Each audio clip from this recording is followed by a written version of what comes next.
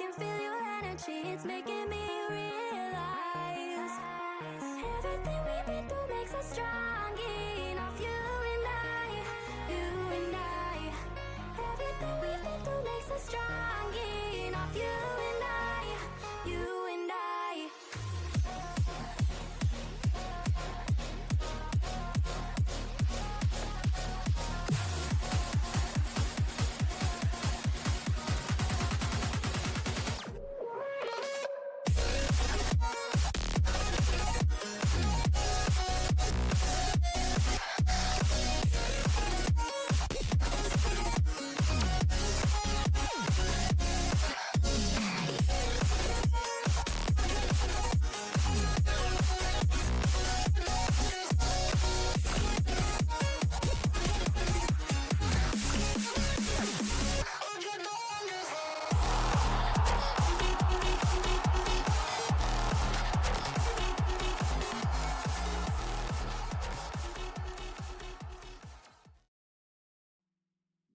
Hello, everyone, and I hope I can be heard. Can I be heard? I can be heard. Yay.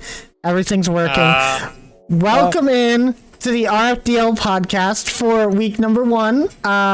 Post week number 1, I guess. I'm Ecliptic Fates. I'm joined here by Aeroax, Firestreak, and Docky as always, but with special guests joining us here on the podcast today. It is going to be Static from Protogen Rebellion. How is everybody doing tonight? Good. We're doing pretty good. So Also, we are here. Also, Fade, Oh yeah. I do just want to say that once again your mic is a little loud. Oh, is it again? Oh well. Yeah. Well, I don't know how to fix that anymore, so we're just gonna have to run it a little bit, cause Yeah, it keeps messing up. Either way, guys. I will say, sorry for the delay at first. We had a couple of people inside the game grinding for a very specific decal that just came out recently. Docky, would you like to tell us about that? Listen, okay. I just want the Miku decal. Leave me alone. I'm sorry, I couldn't quite catch that. What? Listen, It's a goated decal, okay? Come on. We're on the same Okay. page. Come on. Okay. Well, good news. I think I fixed my microphone while he was explaining that. Well, there you go. Join Rocket League now, guys, to get that decal. And See, Yuki gets it. Yuki gets it. Yes, let's go. Docky's a Hatsume Miku-sim confirmed. Ayo. Yes, absolutely. Yeah, of course. Yeah. But while we are all here to enjoy Rocket League, we're also here to enjoy the quality content that is RFDL, and that's what this podcast is about. Today, we're going to be talking about the matches that we got through in week 1, going through some of them in particular.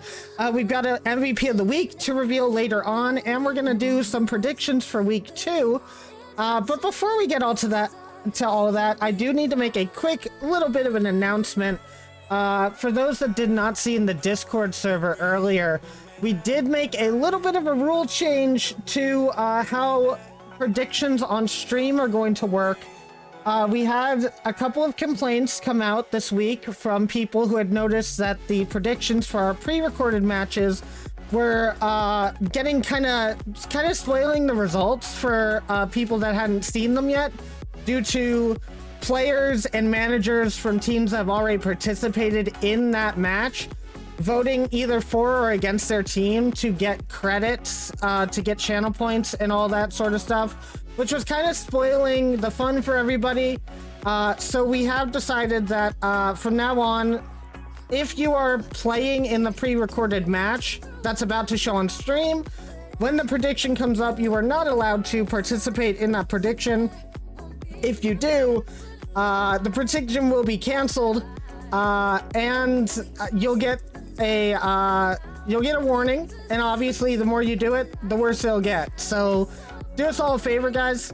Be respectful for those who are watching who don't know all the results, and just don't say anything, and we're all gonna have a good time. But that aside, let's go ahead and talk a little bit about week 1. In particular, I want to talk about the interesting fact that even though we had talked about how close these teams are going to be throughout the entire season, half of the teams lost in sweeps this week, guys. What do you guys have any opinions about that in particular? Yeah, I mean, I think we talked about this a little bit early on Saturday morning. I think that in this first couple of weeks, I think teams with maybe people that are more experienced in threes are going to have a huge advantage. That'll become, I think, less so as the season goes on.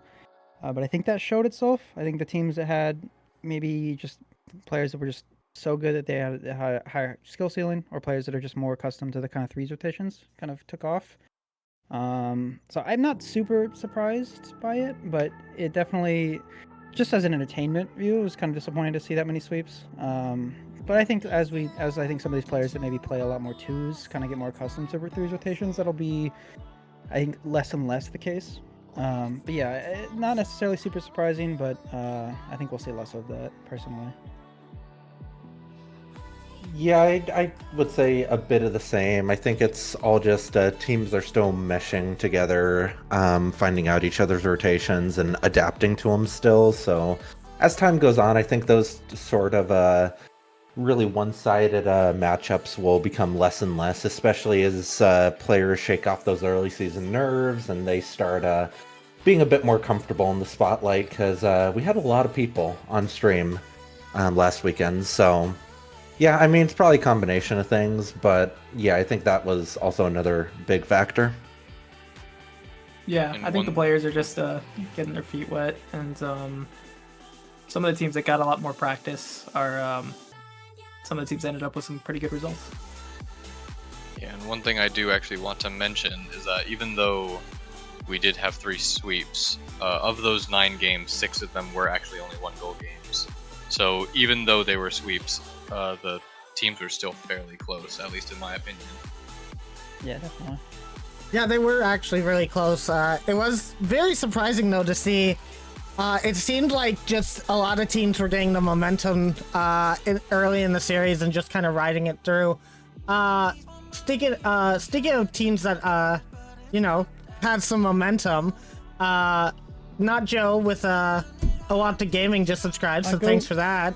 Hey. Thanks for that. Let's But yeah, go. no. Let's talk about X3 Tactics versus VDS for a second, because I kind of thought that VDS was gonna be a little bit stronger going into the last week, even with the sub of Infernal, but they kind of looked a little bit off. X3 Tactics looked really strong, and like, do you guys expect that to continue on from the team? Because we saw what Corrupt did last season with his squad, and this squad is seeming a little bit similar with their playstyle of being super aggressive. Do you think that they can keep up to the level of the old X3 or the old I by Fursuits roster? Oh man, yeah. I mean, keeping up with that level of play, I think will be really tough for them, just because all the rosters are a bit more balanced this season. However, I still think they're going to be a pretty strong team. I think they're definitely going to be one that's in contention.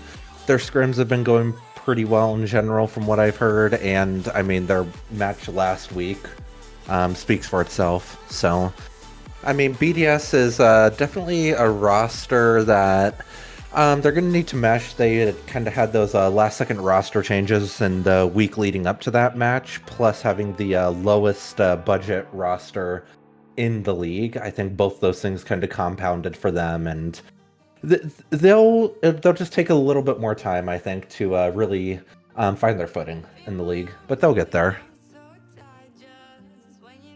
Yeah, I mean, I agree with that. I think, yeah. And in terms of X3, I mean, that's a team that I kind of felt would catch people off guard because of how aggressive they are at first. I think that'll let people get used to it.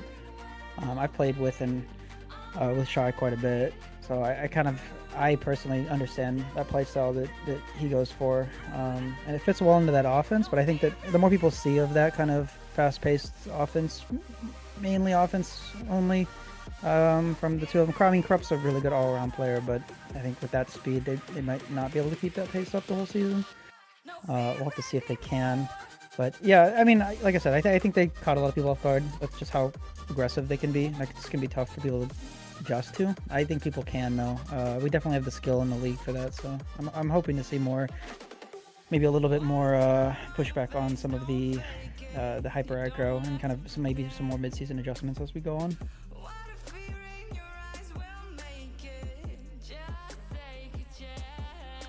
This is the point where I would wonder if Airlax or Stag have any opinions.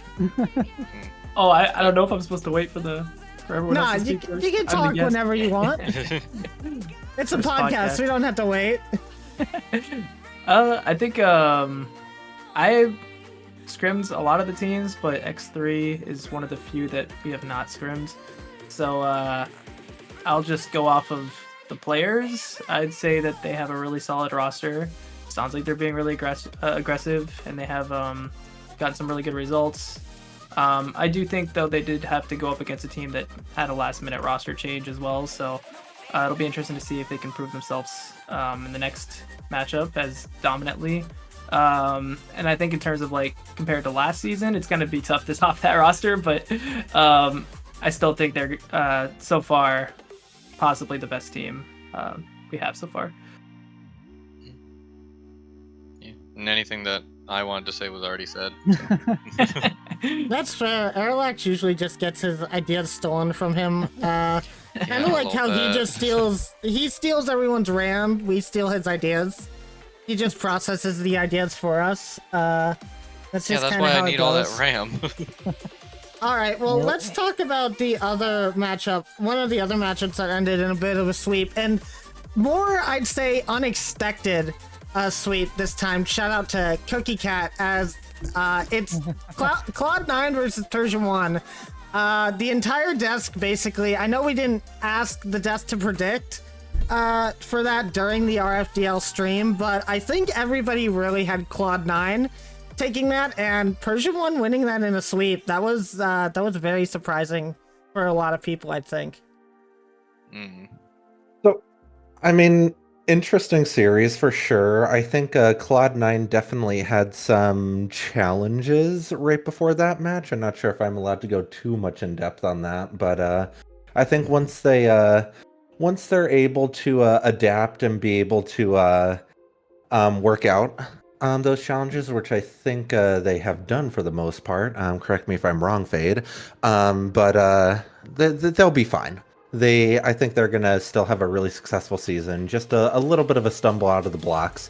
They still have a lot of time this season to find their footing, and they'll get there. Like, no, I'm not too worried about them.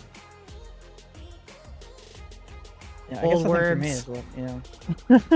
Yeah. I mean, yeah, I think your team Fade will recover, I think, pretty well from that. Obviously, rough starts are rough starts, but you get a lot of time to get that figured out. And I think that team, I mean, obviously, we'll see how things progress as the season goes on, and we'll see what decisions are made with how players want to adjust to each other. But I think that all things considered, I think that'll be fine. I will say it is kind of scary to see that Persian 1 team click. I did not think they were going to do that, which I think is why I predicted them so low. I just didn't see that team meshing really well with each other with the way that they play. So seeing them do that is a little bit scary. Like, my entire opinion of them has changed off of the one series. So if they do that the whole season, like, that might be terrifying. So hopefully they can keep that up for themselves, because that can be an absolutely horrible team to go up against. Yeah. And Fire, I really like the analogy of just like kind of like stumbling out of the blocks there. But I do kind of want to like add on to it a little bit, because since this is such it's so much longer of a league than it was last season. So it's really like last season it was kind of stumbling out of the blocks on like a 500-meter race, but now it's like you're stumbling out of the blocks, but like you've still got 5 kilometers to go. I think Cookie Cat loves a good storyline, so he wanted everyone to doubt them, and now, of course, they're popping off when it matters. Yeah, that is kind of the storyline, huh? Yeah, I do think Cloud9 will bounce back, though. They just need some more time to actually get some practice in, and they'll be a scary team for sure. Yeah, that's it's definitely going to be a bit of a run. I will say the mental was not there during our match with them. It was some pretty, there were some pretty chalked things that were happening behind the scenes. So It definitely showed, but I think it's gonna turn out pretty fine. I do want to ask for the managers in here. So I don't know if you guys have seen, but I don't know if it's the Discord, or the RFDL one that all the managers are just a part of. I know Cookie has shared a screen shot once where I guess during scrims and maybe during like matches, he has all of his team like screen shared to him so he can watch all three of their perspectives at the same time. Is that like, do you think that's like a viable like manager strategy for if you're not participating? Like, do you think that helps him like kind of see like any gaps, or do you think that might just be a bit too much info to process? Because to me it seems like it's a lot of info that I wouldn't be able to like look at right. Yeah, I mean, I feel like it's tough because I don't want to like. I mean, if it works for Cookie, then it works for Cookie. I don't think that would work from. I'll be honest, I'm playing, so I don't know how I would do that to begin with. But, yeah, like I guess if you were like a coach or had more coaching experience, you could probably do something with that. If you were like I'm gonna coach this team, and maybe that's working for them. Maybe that's why they click so well in that series. So if that's working for them, that's that's fantastic. I don't know if I'd recommend that to maybe some of the other managers that aren't playing. I want to see Rye try to watch 3 different game perspectives as a gold, trying to follow an RFDL match. I think that would be very hard to do. You got like a GC3. I'd honestly pay to see that. I mean, Rye is kind of goated though. Not gonna lie, and I'm sure Stata can attest to that. But I agree. Yeah. yeah, Rye. I mean, for any manager, I think that would be tough to do it in the moment in live time, but maybe I guess if they're recording it and watching it back, you might be able to see a gap or two, but I'm not sure if it's that much of an advantage over just looking over a replay with the built-in replay software that Rocket League has. So I don't think that'll like be a make or break thing, but every coach has their own style, so that's just Cookie's style. It's the way Cookie does it, so. I think he's having fun. Oh, yeah, of course. You know he's having a good time. I'm just happy that he's enjoying himself in the league overall and stuff. Like, besides all the, like, other things that might have possibly been happening. Can't really delve too deep in on that, but, like, I definitely think that as a desk, we underestimated them. And they really did show up in that first week, so I am happy to see that. I am a little bit sad that it had to show up against my team, but it is what it is. Better to get it out of the way quick. That's true. Yeah. That's fair. And speaking of getting it out of the way, I do want to talk about another thing when it comes to week 1. So we talked about kind of how teams... We're either like one of 2 types of teams. We either had the very balanced teams, or we had the teams that had like 2 high level players and then a low level player. And we've got kind of a bit of an even split about that. I think we have 3 teams that are like GC1, GC1, GC2, but we've got a good number of teams that are like GC2, GC3, and like a Champ 1. And 2 of those teams, they lost this last week. We had Fox Clan lose versus Awapta Gaming, and I believe we had one other, Protogen Rebellion losing against Dignipause, and we'll talk about that second one later. But does that, in your guys' opinion, does that show that the more balanced rosters are just starting stronger, or do you think that they'll stay stronger throughout the season? So I think, it's I guess a little bit harder for me to say, Fade, because I feel like Gentlepod is kind of the one exception to that, kind of having 2 barely below average players with a GC3 on our team. But I think it's close enough that it's just going to come down to how the players mesh. Like, I know I've said that before on stream, but I think it's all the roster combinations that we're seeing are viable. It's just going to be more of the player composition on each team and who's on each roster and how well they mesh together, more so than what rank player they have. Just because I think it's just they need to emphasize different things, you know, because like a player that might have, or a team that might have two higher ranked players and then a lower rank might need to get a bit more creative on how to work in that lower ranked player without like overwhelming them, if that makes sense. Honestly, Fire, I'm kind of gonna disagree with you there a little bit. I think at least for like the start of the season, I feel that having that very balanced team is actually like I feel like it's a bit better overall. Really, just because like it kind of like even if those players have never played with each other before, like they know sort of like the style of that rank since they are that rank. So they would already be able to adapt fairly quickly to how each other play. Whereas, for example, let's just go with like Fox Clan, just like Taka, Javian, and Cosmo, GC3, GC2, and then a C1. That is a massive gap between those, and that is going to take a little bit of time before they can really kind of like work up to really getting that team chemistry down. Can I half agree with both of you? Go right ahead. Go for it. I think that like a balanced team works in the way that you said, Arrow, but also cannot work in the same way. In that a balanced team requires you to actually sit down with your guys and try to figure out chemistry, because everyone has to be able to do everything equally. Rather than, let's say if you've got like a GC3 on your team or an SSL, like you can kind of rely on them to be your primary shooter. The roles are kind of set in stone. So if you're the C1, like no, they're not going to expect you to be the one that's going for the solo plays, or that's going to be going for like first man beats, or even to be like a defensive stalwart. I mean, you can be, and that'll make the team fit better than I think most of the teams. But generally speaking, you're kind of relying on your higher ranks to be kind of the anchor on your team. And I think that can be helpful earlier on when you can rely on that person to train you and that person to kind of tell you what to do in a way that will make you better, which is I think what we wanted to see, of matching the lower ranks with the higher ranks. You can have chemistry, I think, issues with people that are around the same rank. When maybe you have two people that are GC1, but both those people really like to be aggressive firstmen. So then one of them has to kind of, or both of them have to kind of adjust to, okay, I need to be more of a rotational player and rotate around, and maybe that's a weird situation for some people. I think I've seen a little bit happening earlier on in the league where some of these players that maybe are more used to being offensive, maybe the best player on the team that they've been playing on is now relegated to having to be a setup guy for maybe someone that's slightly better than them.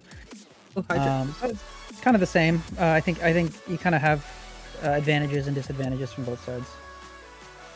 Yeah, I think balanced teams at the beginning are going to have just the tiniest bit of an edge. But I will say that the best way to improve at Rocket League is to just play with people who are better than you. And I think it's going to be very scary to see some of those teams with the lower rank throughout the season. They have a lot of improvement potential, and we all know that like going from C1 to C3 is probably a lot quicker than going from like GC2 to GC3. So those rosters can get pretty scary with just a little bit of time. But at the same time, it's up to those higher ranks to not overwhelm that lower rank player, be understanding of any mistakes, maybe don't leave them back as the last man against the high rank on the other team a lot. So it's kind of a balancing act there, but I do believe in the long-term potential of those imbalanced teams. Yeah, I agree with that. Absolutely. And again, it matters on player composition because, like, just as an example, no shade to either of these players, but, like, X3 Tactics leaving a player like Brian on the back line on occasion is going to be a lot safer for them than leaving somebody like a, let's say, a Vezix or maybe a Heavenly on the back line that might not be quite as defensively focused. Just because, like, Brian, just like, especially once you get down to that, like, Champ 1, Champ 2 rank, their players still might have, like, strengths in some areas where they might be, you know, some more similar to somebody who's a bit higher in rank than them in one area, but might be severely lacking in another area. And that just kind of figuring out how that fits within your team and figuring out how to make that work is, I think, a huge key for these teams that have a lower ranked player on him. Yeah, I mean, I think that makes sense. Honestly, I am of the opinion that I think that in due time, the higher ranked teams are going to come out a little bit stronger, but as Docky did say, the best way to, or I think Static said this actually, the best way to improve is to play with against higher level opponents. So in theory, it would make me think that the balanced rosters near the end of the season are going to be these stronger teams because they're all going to be playing against harder opponents most of the season. Meanwhile, those That's a good point. GC3 players are going to be playing against weaker opponents most of the time, and so they're not going to get as much benefit out of the constant league play as the GC1s, the C3s are going to. So I am very excited to see where that leads us to the end of the season. But let's talk about a couple of the teams in particular here. Let's talk a little bit about Awoptic versus FoxClan, because that was a very exciting match, and we actually have Docky here who can give us like firsthand experience on that. So Docky, I do kind of want to, ask you a little bit, like, what were you feeling going into the series to start with? Because obviously FoxClan is a very strong team. It's Javian, Taka, and Cosmo, and that's got to be, at least, maybe not to you, but maybe to your teammates, a bit of a daunting task to have to face for your first match. Yeah, I mean, I definitely consider them, I think, to be one of the more tougher of the higher, like the top-heavy teams.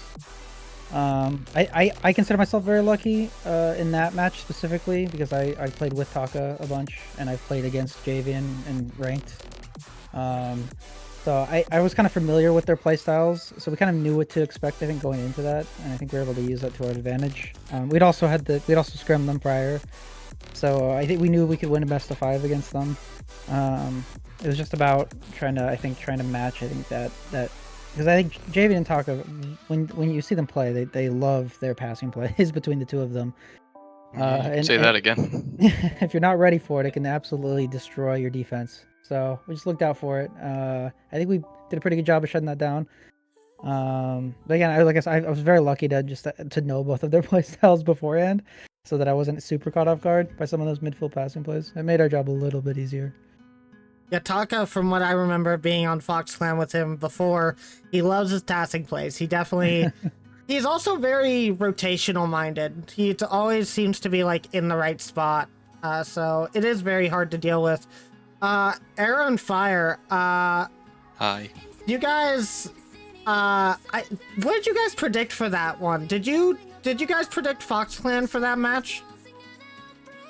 I chose Awoptic in that one, and that was purely because I kind of felt like, based off of what I saw in the Combine, that Nacho would fit in pretty well with that roster, knowing how Docky and T-Park play with each other already, because, me, Docky, and T-Park play casual threes fairly frequently at night, so I was already kind of familiar with their play style, and I'm like, yeah, that's a tough play style to play against, so, I think it's less that FoxClan played poorly or anything like that, and more so just that that Awoptic already has that chem with each other. Like, they're already on top of it, so. And wasn't that the opposite for Airlax? I think he predicted FoxClan because he didn't see T-Park play, and he thought that the Jamie and Taka combo would be stronger. Airlax, what's your thought on Awoptic now that you actually have gotten to see them play their match? They mesh very, very well together. Like, that's really I guess it's sort of like the thing that I was kind of scared about when I predicted FoxClan, because like I already knew that like Javian and Taka just already have an insane amount of chem with each other, but since I didn't have all the variables, I really couldn't have guessed how well Awoptic was going to play that, but they definitely showed up, that is for sure. Static, which I know you told me that you hadn't watched a lot of the league matches. Which ones did you watch? So I caught some of Gentle Paws and was a Lumosity, I believe. Yeah. Yep. Yeah, that's the one I caught. I would have caught more, but I was too busy moping about losing my match. So on me, I'll watch more.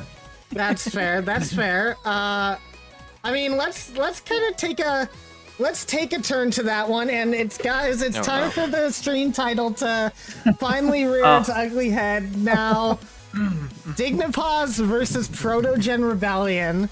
It hurt Aerolax as much as it hurt everybody else, but I gotta ask the question. For the desk, is Static washed? I mean, the chat predicted no, so. Thank you, chat.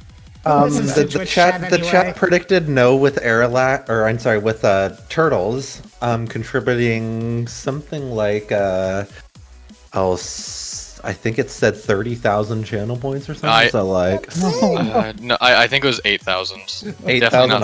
Okay. But way too much. No, but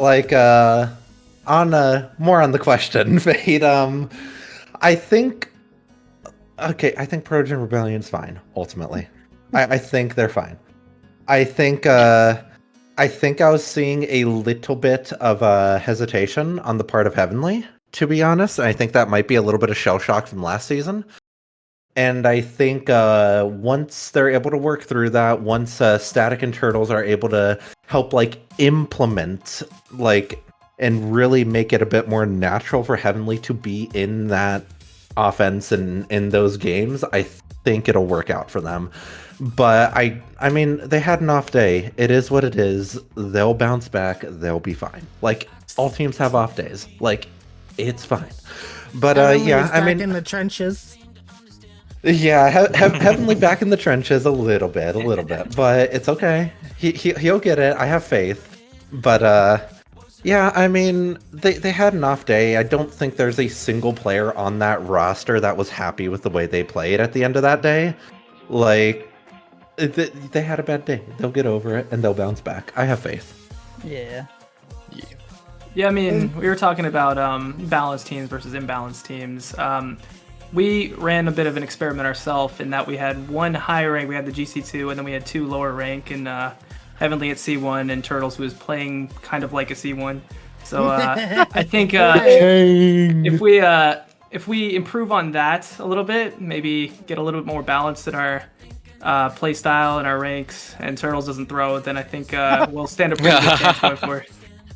So along with Turtles throwing, I do have to ask, I heard a rumor, Static, that Heavenly had not eaten in 24 hours before the match. Is that true? Oh god. Our manager was very disappointed and was going to order him some food, but he revealed it to us after we'd played, and it didn't help that I had freezing cold hands, and Turtles was just Turtles was a flat rat.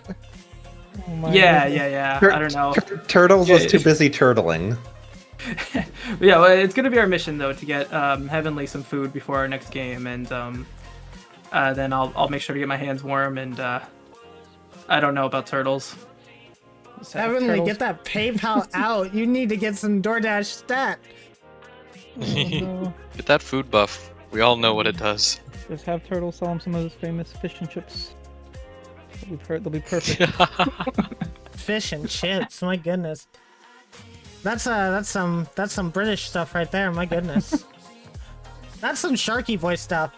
But we'll talk about him later. But I mean, so I do want to look at a little bit of the stats, because I was a little bit surprised, and yes, I know that obviously I think you guys are going to do really good in the oncoming season. It was just a bit of a slip up on the day, but I mean, let's look at some of the stats, guys. It was 2 goals on 3 games, 2 assists, 11 saves, but only 18 shots. 18 shots is the lowest I think we got throughout all of the teams in this first week, which is I'm checking right now. It is no, I'll check. Barely is the lowest, but it was very interesting to me, because let's move to the other side of the conversation. Dignipause, Static, they played lights out against you guys, and were you expecting that going into the match? I'm never gonna like not expect great stuff from the teams we play against because every team is really good. But we have scrim Dignipause, and the scrim definitely went a lot better than the actual game. And they have a really damn impressive player in Sylvie. Gotta watch out for him. He's gonna be making some noise around the league. But there was also the Runeski buff in game 1, as he calls it. We weren't expecting him to play. Yeah, I think they had a lot of really good pressure. It's really difficult to go up against, and I guess they did catch us off guard, but it's not like we weren't expecting a good game from them. So I think ahead. speaking a little bit more on Sylvie, I think that's a little bit of a natural transition there. I think Sylvie in this league is only going to get better too, because I mean, despite having 15 shots, Sylvie only had 2 goals in that series, and I foresee that getting a lot higher in goal percentage there, because Sylvie is a fierce striker. So, I mean, that's just going to go up, and that's going to be scary to see. So, Dignipause is looking strong for sure. I put them at S rank for a reason. I'm telling you, that team's terrifying. It's like, I don't even know if it was less of a Protogen not playing as well. It's just that team is really difficult to play against, because I mean, it's just the thing that scares me the most about Sylvie isn't even Sylvie's shooting. This is something that I've noticed when I've played 2s with Sylvie, is that any errant ball touch can just be an instant counterattack, and it's really difficult when you've got, I think, 2 pretty good shooters that surround Sylvie in Kiki and Kilo. And Runeski for one game, and that any of that can be terrifying. So you're constantly having to make sure that you have someone back, make sure that you're covering the midfield, make sure that there's always someone on the ball every time it pops out into like a slightly uncomfortable situation, because it can just become like a slight pop can become a full field air dribble into a pancake, and now you've got to like rush back to back for, and it's difficult to deal with sometimes, especially if Sylvie's actually like not trolling. So it can be terrifying. Yeah, that team is going to be really tough to play against. Like I said, I have them in S rank. They're probably going to be, going forward, one of the teams I'm looking out for as being one of the top teams in the entire league. So we'll see if people are able to match against that. But early on, for sure, that's going to be just tough if you haven't played against players like that. Well, instant counterattacks off any mistake sounds like Hammer to me. And honestly, I don't want to have to deal with the second Hammer in this league. Dealing with one is more than enough already, so that just kind of scares me a little. So I can't wait to have to play against them.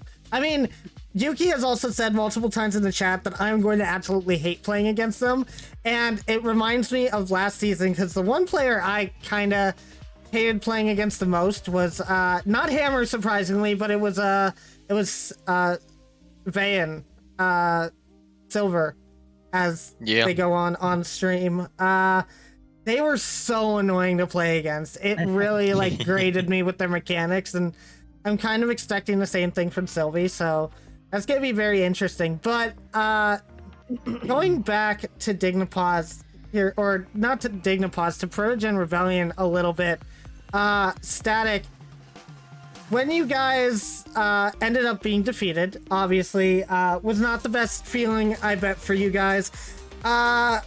What's your guys' plan to bounce back?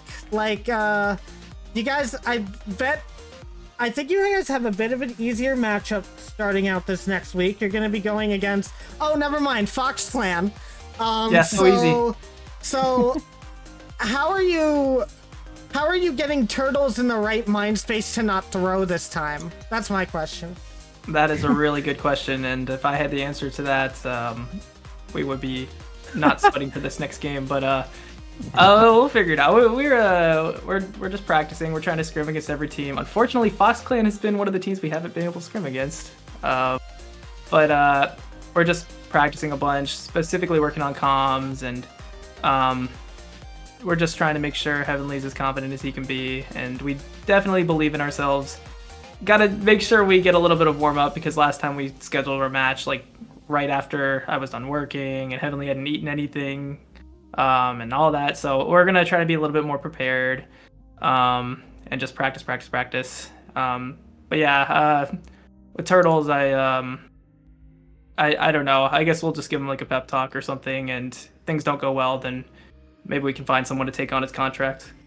Well, I will let you know, us at the RFDL, we are willing to help people who have needs like that. And for you guys in particular, if you need Arilax to come over, he is a protogen, so he has a built-in language translator that might help you understand. That might help you understand Turtles a little more with his weird, strange way of speaking. I assume there's a lot of fish and chips and the word "in it" in his comms. So It's always a fish and chip. oh, see, he's doing it right now. Arilax, everybody, the proto of 1,000 skills. What? Fish and What are you chips in talking it. about? This is perfect. You fish and Oh, let's pull the trigger on this trade. What? Trade? No, he's just gonna be your translator. You still have to play with Turtles. Yeah, He I'm just can gonna still throw sit for there you and just guys. kind of. I'm just gonna try and help out as much as I can, I guess. Beautiful. And okay, so I know we've been on this train for a while, but Static, I got one more question for you. If you guys end up losing against Fox Clan, I heard a rumor that you might be getting put up for adoption. Is that correct? Is that going to be a? Oh is no, that not gonna be a me. thing? We're planning on sending Turtles back to the orphanage. Okay. We will be looking at anyone. C3, C1, doesn't matter. Anyone can fill in his shoes. Just and, anyone. Maybe he'll find So- a new home later. So, Static, I guess a follow-up question to that. What do you think the feasibility of getting a Rystall RFDL debut in place of Turtles is? Oh my god. I'd say right now it's pretty low, like a 60% chance at some points. But yeah, no, we'd love to have Rice still aboard. And especially if she feeds Heavenly, I think that's a plus. And yeah, the chemistry's great. Honestly, right now might play better than Turtles, so we'll just have to wait and see. Oh, I agree. Dang, when did this turn to the Turtles flaming stream, guys? He told us to do it. He told us to do it. Okay, He didn't guys. tell us to do it, so... Well, jokes aside, let's talk about a couple more of these matchups. As we had a lot of matchups throughout week one, and let's talk about the final one of the weekend, which was our first and definitely not our last caster battle to start off RFDL, and it was Fire Streak versus Arrow. And honestly, I was impressed by both teams. I will say that straight off. First off, once again, GG's to Fire and Gentle Paws on that one. But Yeah, I was very impressed by both teams. Obviously, Fire Streak and Gentle Paws looking a lot different than their Season 0 counterparts were. But Arilax, your team has had the unfortunate... Well, I wouldn't say unfortunate, but they didn't get a week of scrims where everybody else did. But you guys still look really, really strong as a team.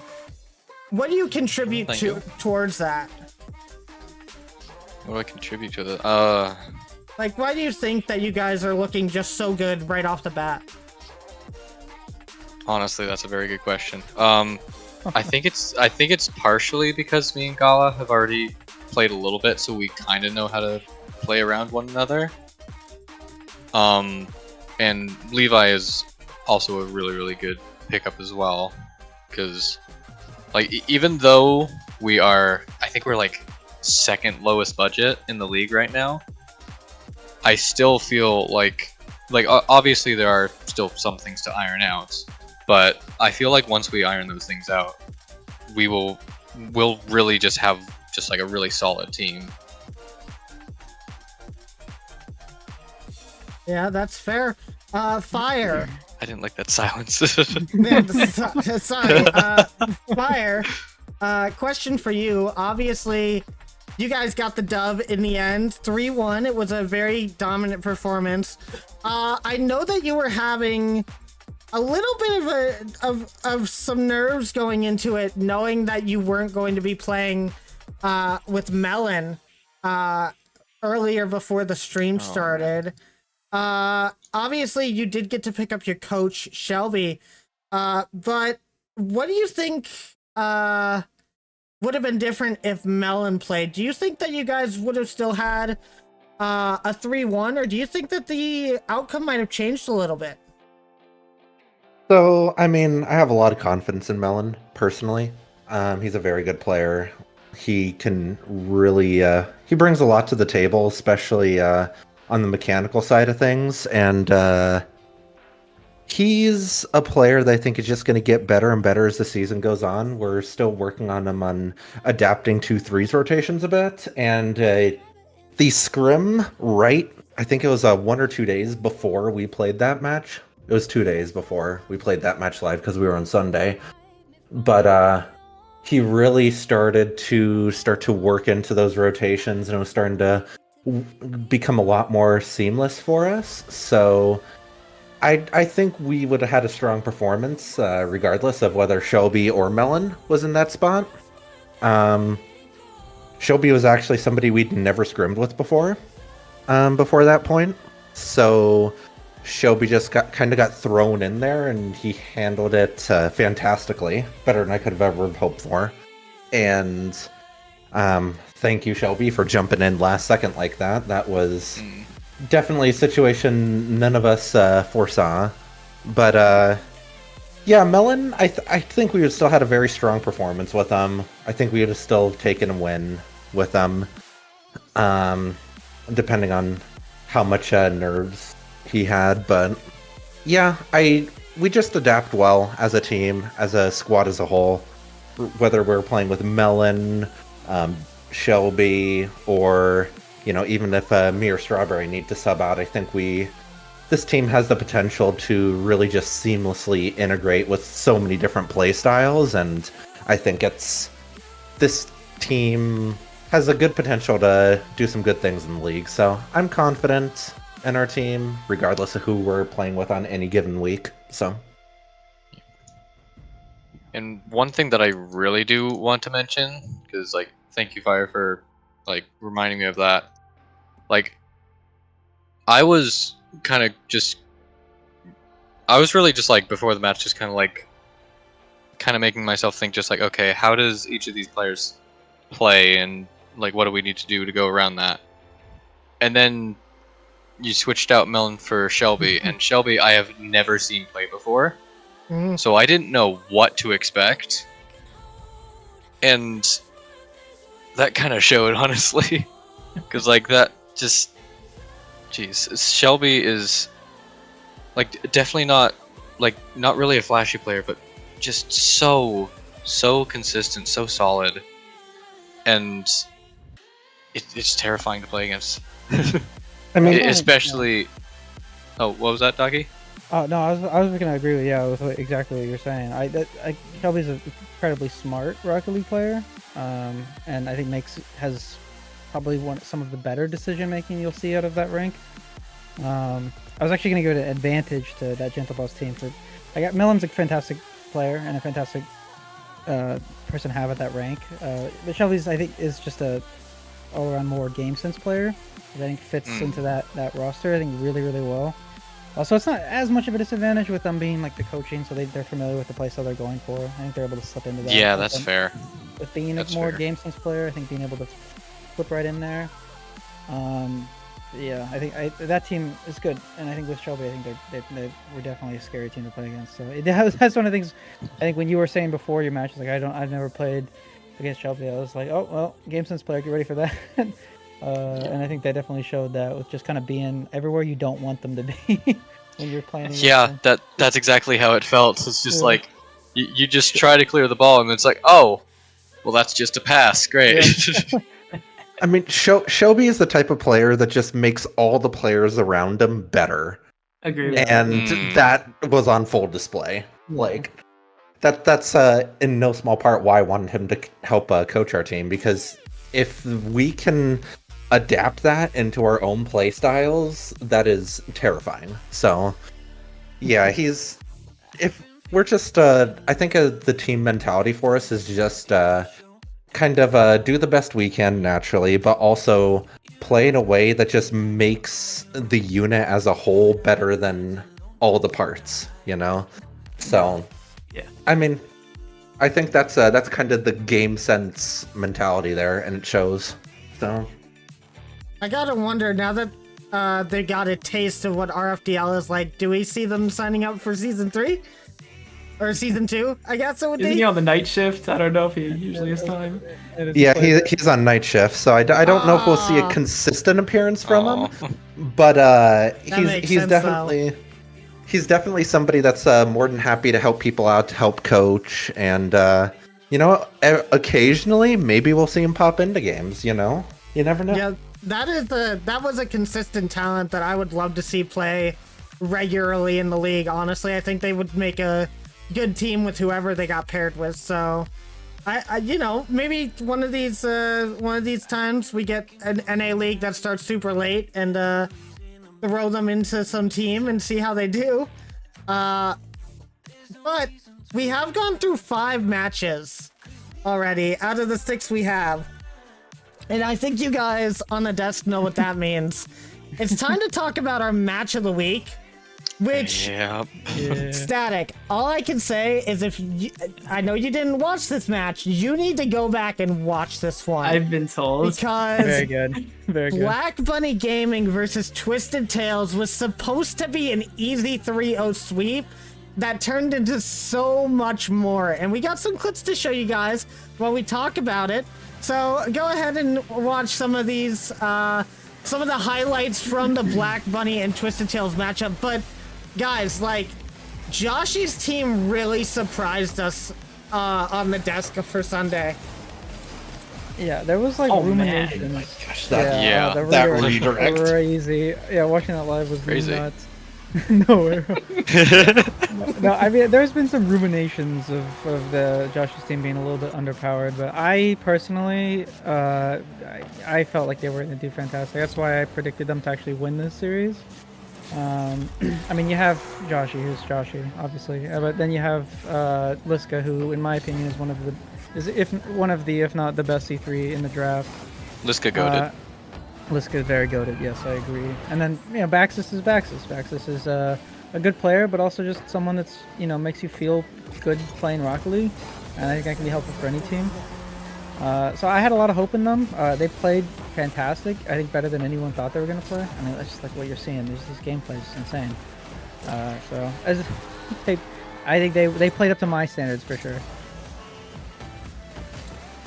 I mean, they definitely have that high potential. I think we saw that on full display. Their scrims have not gone quite the way they wanted them to, for sure. But they really showed up in that match, and I think we kind of saw a glimpse of what they have the potential to do, which is always amazing to see. You want to see all these teams playing up to their potential and seeing them kind of show what they can do and what they have the potential to do. I think the biggest thing I saw that was surprising is the fact that in scrims, Joshua was playing very aggressively, very offensively, like you would expect somebody to be able, like somebody at that rank to play, but maybe not quite getting in that supporting positioning quite as much as you would want to see. And in that match, he actually led the league in saves, which is huge for that team, averaging, I think it was 3.8 saves per game. Let me double check that as I'm talking. But yeah, truly something that I found to be 3.8 saves per game, which is absolutely insane. And that's I believe the best number we've seen out of somebody for a season average in RFDL history. So I was really impressed with how Joshy played, and not necessarily in the way that most people would be in terms of like those really flashy redirects and all that stuff, but just being that consistent player on their backline, I think benefited that team in huge ways in that series. I gotta say, I kind of blame Fire for my prediction against Joshy. Because from what I had heard from him, Twisted Tales weren't having great scrim results at all. But according to Joshy in chat, he says his scrims have gone pretty decent. 2 wins, a draw, and a loss. And then apparently he played a drunk scrim that I kind of heard ruminations about, but I won't even get into that. But I mean, like, I thought that Joshy's team was going to be a little bit more full of holes. Especially with some of the clips that I had seen from some of the plays that I was shown. I definitely thought that they had a lot to work on. I think that they got through that rather quickly. And I was really just praying that they wouldn't get through that before they had to play us in week 2. So I'm really scared to go up against this team, to be completely honest. And I have no idea how I'm going to play against them right now. In more ways than just on the field right now. And there is actually one thing that I do want to mention. I just need to actually pull up my notes here. Where is it? There it is. Yeah, so like that entire series was just absolutely insane. Like one big thing that I want to mention is that 2-goal lead in Game 3, which gave Black Bunny Gaming the server pick in Game 5. Which, with how close the series was, that might have been the deciding factor. Just that one goal right there. Because without that, we would have gone to a coin flip, and who knows which team would have gotten that. Yeah. Specifically, there was also a goal by Vezix in Game 4, where if he wouldn't have scored that goal, it would have been tied at the end. But it gave them that it gave them that one goal push that they needed to get that pick. And even then, I mean, it went to a Game 5 overtime. I don't think servers had anything to do with how the result went at all, because like it was so close. That Game 5 was so intense. Like Daki said it during the intermission. Me and him, we weren't casting that. We were basically bouncing in our seats watching that Game 5. Like, I was having a hard time making sure the clips were ready because I was just so excited every time there was a goal. And that Baxis goal, like I think it was like 20 seconds before the game ended to give them the tie. That was so slotting that underhammer. That was so nice. Yeah, it was like a fake from Josh. I was literally like watching that and from the thing. I was like screaming like Baxis as he like tied it up. It was just so it was like the peak entertainment. Yeah. I mean, in that series in particular, I think it was great to see those lower ranked players really show up late in the games. Like Vezix scoring that, I think it was within 10 seconds of the game ending to get server choice, and Baxis tying it up super late in the game. Like, it's always good to see those lower ranked players really show up and make those big plays. And as Vezix just said, that was a 0-second goal that he scored. So, like, just really seeing those lower ranked players be involved in the game and really show up and make big plays is amazing. I think that's my favorite part of the league right there. Along with that, I would have been happy with the result either way. I'm not gonna lie, a little bit biased. I was rooting for Joshy's team to win that Game 5 when we got to OT. I was like, Joshy's team's got take it. But I was happy to see that Sam was able to show up in the crucial moment to get that final goal. That shot that he had was actually not the easiest shot, and he placed it perfectly right over the heads of 2 Twisted Tails members to go off the crossbar and bounce in. That was very surprising. I can't believe the game ended like that. I mean, go ahead, Era. All right, I was gonna change the subject if you wanted to. Like, just to kind of just the one last thing I wanted to say on that match is one other thing to note in going along with what Bax is saying right now, that everyone played so well. Out of the 7 stats that we track for the league, yep, 3 of them have players from that game that are at the top of the league right now. That being Vezix leading demos per game, Joshy leaving saves per game, and then again Joshy leaving average score per game. So just all the players in that series played so well, and it was great to see them just like competing at their peak ability that entire match. So is anyone actually surprised that Vezix is leading the top of demos after week 1 though? I don't think that really surprises literally anybody at all, based off of how we've talked about him since he joined the league. Like, that is just quintessential Vezix right there. We knew it was going to happen. I mean, as much as I'm surprised at Shelby and Strawberry being 2 and 3 in the league in demos, which was annoying to play against. I mean, yes, absolutely. But Vezix having over double second place is... Oh yeah. Honestly, I'm not even surprised. That's just Vezix for you. Yeah, It's like- how Well, he yeah, plays. Because like Yep. for people that don't see the stats right now, Strawberry, which I believe they're in second place, they have 7 Yes. demos throughout a series. Vezix has 19. Yeah. 23. Like, I what thought it are was. you nah, it says 19 right here. I thought it was 23. What? It says 19 It's on like, this it's on like this average sheet. like 3 point something, I believe. Oh. 3.8 Yeah, it's averaging per 3.8. game. 3.8, Like, yeah. I wrote it down as 23. I'm confused. like I'll okay, double let's check. let's did put feel this like into RLCS perspective. Oh, Who I wrote down remembers- shots. Duh. Who remembers the game? It was like a couple of years ago. It was version 1 versus NRG, where version 1 got 20 demos on them in one game in OT. Vezix just did Yeah. that entire thing in one series against Twisted Tales. Like, these are numbers that people are not doing in normal matches, and Vezix is coming out here and just doing... He's the demo chase god right now. Like, I'm Yeah. honestly scared to play that because I've scrimmed them, and I know for a fact that he's going to be demo chasing my entire team the entire time. I'm very scared to play against that roster. Because if you have Vezix demoing that much, and you have Hammer shooting on your net, what are you supposed to do? Yeah, that is just a terrifying combo. And on the topic of Hammer, first off, I want to say Fire. That is pretty much most of what I wanted to say, so thank you for taking the words right out of my mouth. Oh no.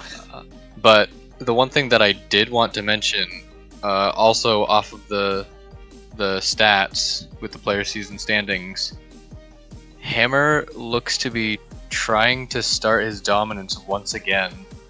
Because out of the 7 different things that we track, he's currently in the top 5 for 5 of them. Oof. He's 5th in MVP percent, 3rd in score per game, 3rd in assists per game, 3rd in saves per game, 3rd in shots per game, and just, it's terrifying. This is terrifying to look at. And Hammer, I'm surprised because last season we knew him for like scoring, just constantly scoring on their opponents. They beat a really strong team last year, and he averaged less than 1 goal per game, which is insane. Which shows Actually, yeah, on whoa. on top of that scoring ability, he just supports his team so well. So even if he is having a day where he's a little bit quieter on the scoring categories, he's still, 3rd in assists. He's still just doing so much for his team, and I mean that's what the SLs have to do. But still, it just shows he brings so much to the table.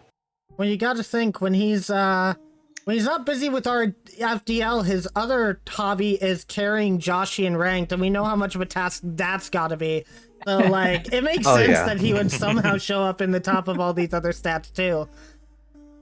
That's hilarious, actually. Yeah, Static. You got to go back and watch that series, but You I mean, convinced me. Yeah, I gotta go. just looking, You just got looking to. at You the- absolutely got to. Also, Airlax and Fire, or I think it was Airlax Fire. and Fire. Yeah, they had a. No, it's they just had Fire. It was just Fire with Airlax sprinkled in, but the cast Yeah. was amazing for that, honestly too. But don't like talk Static, what are you thinking? Seeing some of the clips that we just showed you for that series. I was salivating. I gotta go watch that series. It looks really intense. I really like the idea of Captain Hammer versus Captain Joshi. Those guys are really, really, really good players. And seeing Joshi lead in saves of all things was really surprising to me. It seems to me like he's taking on like a backline role. Yeah, I know Baxis, he works his butt off to improve at this game. So I saw that he scored some goals, and I really want to see. Apparently, he scored a really important one. I totally want to go back and watch that one. So. Oh yeah, it was great. All right, what? That was Actually, hold on. One yeah, more what's thing. Just Yeah. Going back to like Vezix's demos. One thing that's kind of especially insane, at least from my opinion, is that it was 19 demos over the 5 games.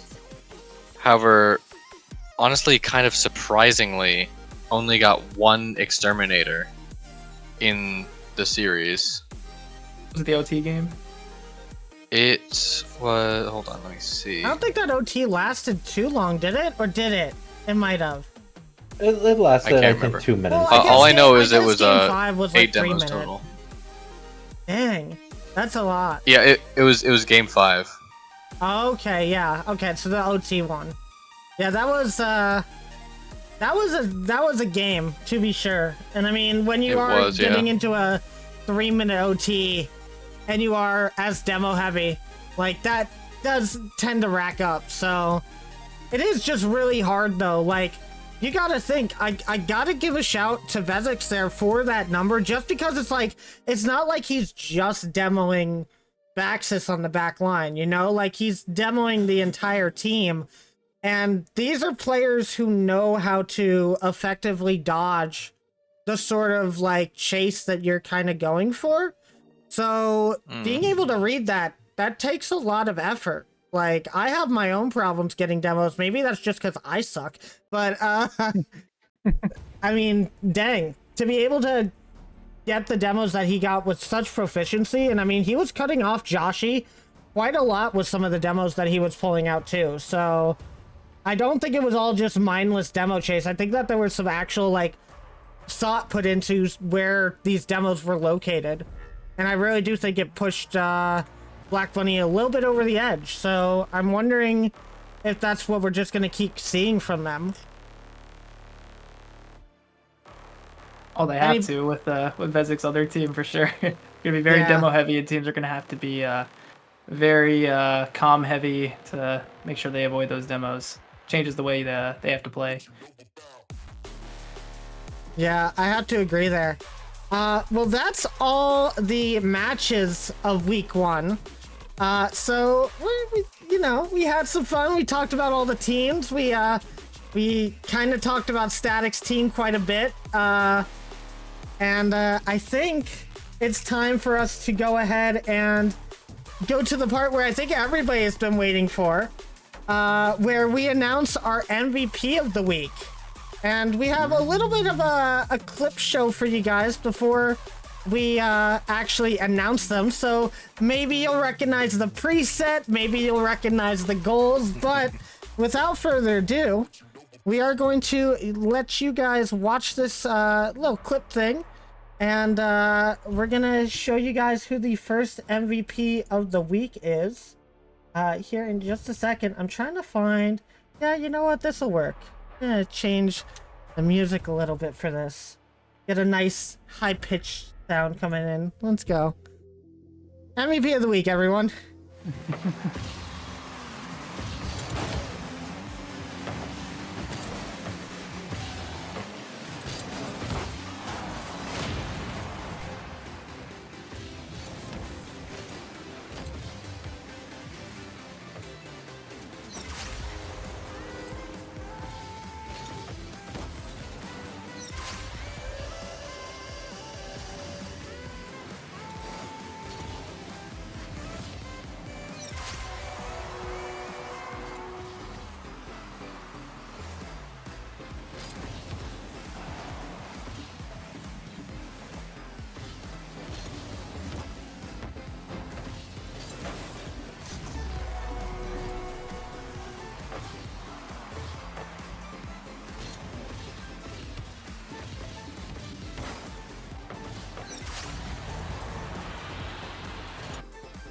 And you'll be able to tell by the graphic on your screen, guys, the MVP of week 1, the first RFDL MVP, is going to be not Joe from Awaptic Gaming.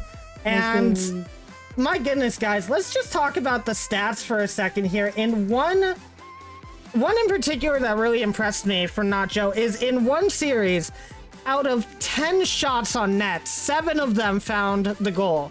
That is a 70% shot rating. I don't think we're going to be able to see anybody with as high of an accuracy going forward in this league. I mean, that's just insane. Very impressive. 70%. We're clearly locked in all week. Like, I mean, that's just way up there. And sure, Docky can go a bit more into depth on that. But I mean, 75% MVP percentage and 1.75 goals per game. Like, that's just so effective, especially at that GC1 rank. So, I mean, he showed up. That's all there is to it. He showed up. Yeah, I mean, it was definitely, in that series specifically, it was exactly what we needed. Just shot opportunities, and they were scored 70% of the time. And if you're shooting 70%, I mean, you're winning games. So, yeah, that's obviously really helpful. That shooting percentage is just insane. I didn't even see that until after the series was over. I mean, it kind of felt like that, you know, like every time we had an opportunity to score, I felt like we were scoring. And then I looked at the stats, I'm like, oh my goodness, that basically is exactly what happened. So yeah, fantastic showing. And I think that was the X factor in that series. So I think well deserved for Nacho there. One thing that kind of surprised me is that Nacho does have the highest average score on your guys' team, which is 476.5. But surprisingly, even with it being that high, they're not even in the top 5 of average score per game in our accolades, which is kind of surprising to me. I mean, obviously, they are number 1 in goals per game and MVP percentage, but that's kind of incredible to be able to get that sort of score and still not even be in the top 5 score per game. I mean, if I can attest to that, I feel like that comes to us being a more balanced team that relies on each other. So you kind of want to have someone that is consistent, and rather than being like the guy that, because like high scoring usually means like you're getting shots, you're getting goals, you're getting saves, you're kind of doing everything. On our team, we're trying not to do as much of that. We're trying to have even threes rotations. So the scores aren't, you're not going to see like a 900 score or 800 score from any of our players, unless someone absolutely starts tearing it up, in which case I'll be happy to see it, unless we lose. So it kind of makes sense in that they were more balanced. So I think everyone's score percentage could be hopefully around the same. But yeah, seeing one of our guys, just basically not be able to miss is good to see. I'm sure. One goal that I love to go back to in particular, which I think it's probably going to be a goal that we're going to be talking about for a few weeks, and you kind of saw part of it in that last montage, was that passing play that you guys got. That was quintessential team play at its finest. I want to ask the rest of the desk, like, how did you guys think about that shot when you saw it live? Obviously Static didn't, but I mean, Arrow and Fire, you guys kind of saw that. What was your thoughts when you saw them score that? Because that was a very, very well-placed team goal. I mean, anytime you see the team plays start to come to the forefront of anything, you love to see it. It shows people are clicking together and that the team chemistry is on point. But I mean, yeah, I love team goals, so I mean, it was great. Ducky, what were the comms like when you guys started hitting those team goals like that? I mean, like, it's just trying to trust each other. The biggest thing we try to, and this is for any team, so this isn't just us, so I'm not giving away secrets or anything, but, it's like when you're common and, someone says they got it, you just trusting that they do, right? And that, putting, like, this is something you can't do in ranked, which is why I love these competitive settings, because you can do stuff like that. Like in ranked, I'm not, I can't really know if a guy types in quick chat, like he says I got it, like in my head I'm like, does he really?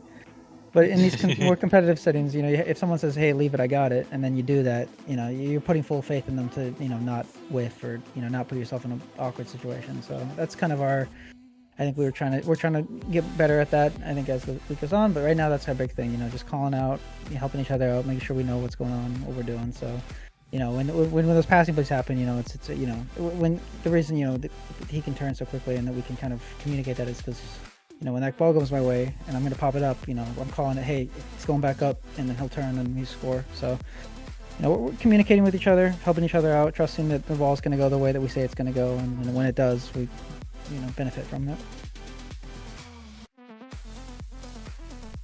So, Static, question for you.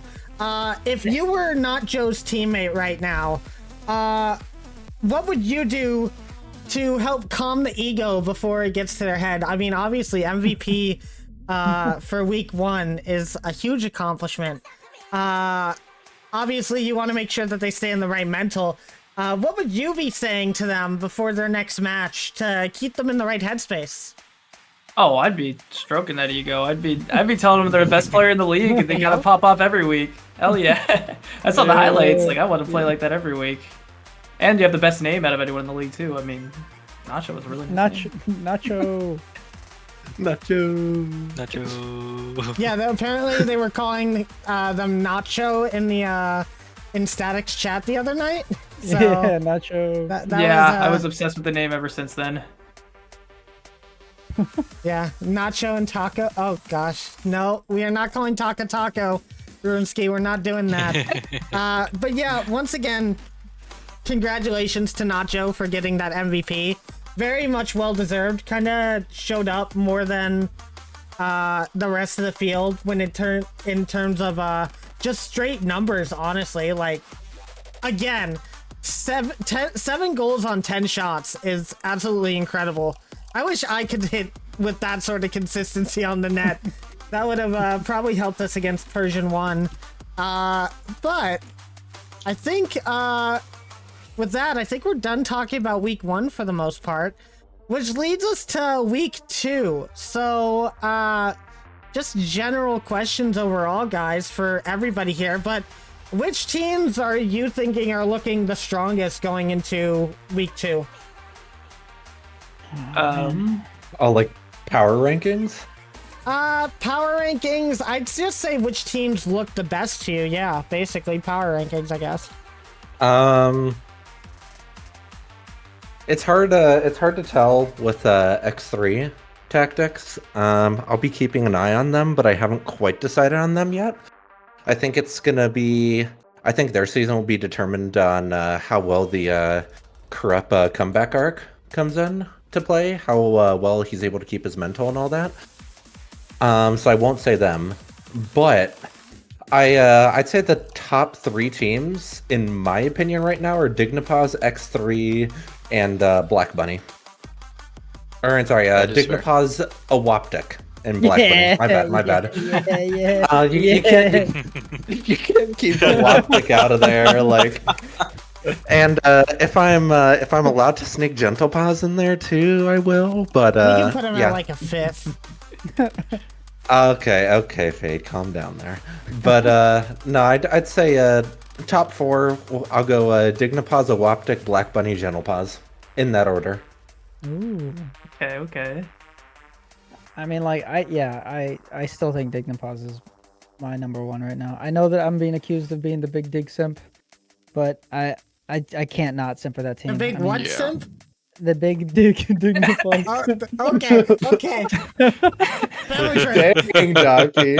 The big Jockey. Big dig. Okay, dig. D-I-G. Dig. Yo. Okay.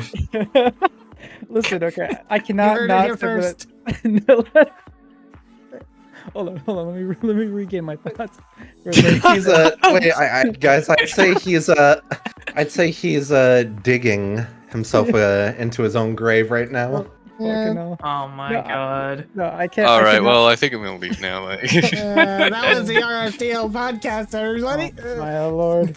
No, I can't not root for a team with Sylvie and Runsky involved. I mean, those two are, good friends of mine and just fantastic people. And then, I mean, they play really well. So I think they're going to be the number 1 team, I think, going into week 2. Number 2, for me, personally, I really think that Twisted Tales team is going to pop off, I think, next week. I think they're super underrated. I think they're going to show up. Unfortunately, wait, they're playing UFADE, aren't they? I apologize. That's true. I don't want to talk about it. I think they're going to play better than last week going into week 2. So that might bear bad news for you, Fade, unfortunately. I think they're going to play extremely strong. I mean, like I said, ex-teammate, I know what he's capable of, and Liska's goated, and then Baxis is awesome. So I think they're going to be really, really good. And I think Lumosity is going to be my number 3 team to turn it up. If Airlax can remember how to play threes, they're I going to don't know how to play threes in the first place. What are you talking about? If in the next 4 days Airlax can learn how to play threes, they're going to be the best team.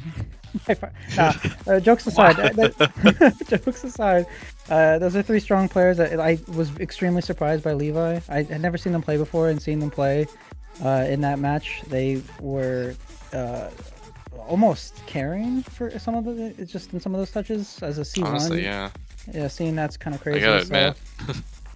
So I think the 3 of them will get more reps in. They had a week less of practice than anyone else did, so I think that team's going to be fantastic as well.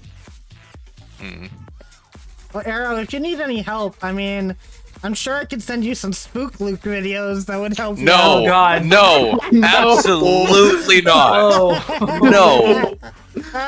Nuh-uh. No. But Arrow, who are your top teams moving into the next week? Give me a second. I need to recover from that. Hold on. We don't. That is the forbidden name, Vade. We do not mention. Hey, Airlax told me he had chaotic energy, so I had to calm him down a little bit with that. Yeah, now I'm gonna go and just like cry myself to sleep. Like, come on, man. Man. But okay, just. Anyway. Okay, yeah, so.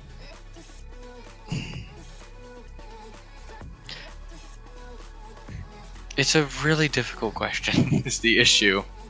Like, I honestly, I'm kind of thinking top 2 for me are going to be Black Bunny and Twisted Tails. Just because both of those are really, really strong teams. And that really showed. Because they were just so close the entire way through, making great plays on both sides. And I feel like both of them are going to be a force to be reckoned with. So that's definitely my top 2. I don't know who's going to get that first place, so just fight amongst yourselves, I guess. As for third, I've definitely got to go with Dignipause. Because as much as it hurts to see Protogen Rebellion go out in a 3-0 sweep, I've got to give credit to Dignipause. They played extremely well, and they've definitely earned that number 3 spot for me. Fair. Static, what are you thinking?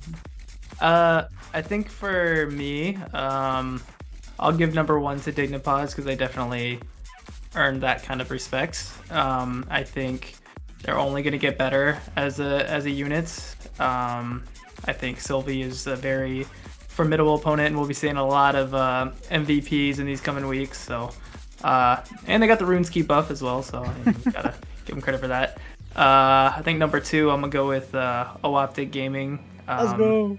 They got the MVP of the first week. They got a really good result against, in my opinion, a really good team. And sounds like the comms and the chemistry is just going extremely well. And when all of that's clicking, and you've got a lot of hours between those guys, then I think it's a really good recipe, and I'm excited to see what they do.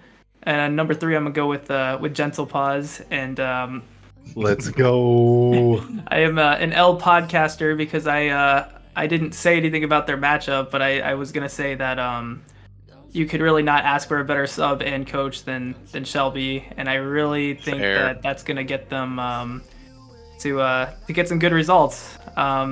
Even you got the signature Fire own goal, but that was immediately responded with a goal from Fire, I believe. So the mental is good. The rotations look good, and I was also just really impressed with Strawberry. They hit a banger at one point towards the end of that series, and I think that might be the key to them doing well, is just that strong play of Strawberry. So I'm really excited to see that matchup between Gentle Paws and Ooptic Gaming next week, and I will definitely be watching that. Let's go. Yeah, that's gonna be a really good one to see. As for my top 3, I think obviously you gotta give a shout to Dignipause. Everybody else has, so I will as well. They look like a really strong team. I think they're definitely looking to be one of the top teams in the league. Sylvia is going to be extremely annoying to play against, but that consistency is going to speak for itself. I think that that's a perfect squad to have together right now. Second off, this one's kind of tough. And you know what? I'm going to leave my caster bias to the side, and I'm going to reject all of you guys from the top 3 right now. I'm going to say Black Bunny. Black Bunny is looking super good. They were even able to take it to a Game 5 OT. Granted, I think that could have went either way, and based off of the result, that's kind of where I make my choice. Obviously, if Twisted Tails won that, they would be here sitting in my second for week number 2. But they're going to have to... I want to see how they do after a loss, how the mental is going to be going into that week 2 for everybody, and how they're going to step up. Now, obviously, they have a bit of an easier matchup, I would say, for Twisted Tails. I'm not going to give my result on that one yet, but it's looking pretty good for them, I'd say, based off of my performance, our performance from last week. But third, I'm going to give to Protogen Rebellion. Oh, wow. Obviously, that team is going to be a goated team in this league, I think. I played scrims against them with 2 teams, my own and Doki's team, and we lost both of I lost both of them, basically. They're looking a lot better than they were playing week 1. They're looking like a refreshed team. They were pulling off a lot more offensive plays than we saw in their first series.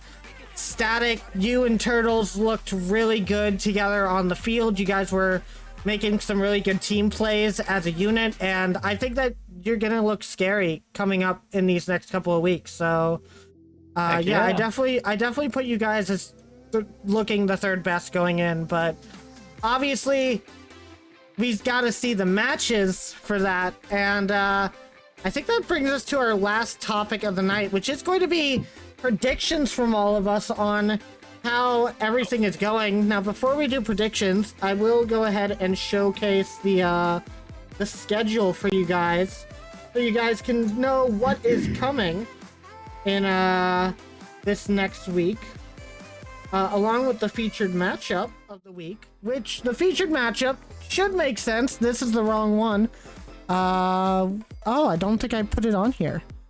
Oh, I did. Okay, there we go, guys. The featured matchup is going to be Holoptic versus Gentle Paws. It's another caster matchup, obviously, but it's going to be really good. It's 2 1-0 teams going against each other, and I think that it's going to be a really, really good one to watch, honestly.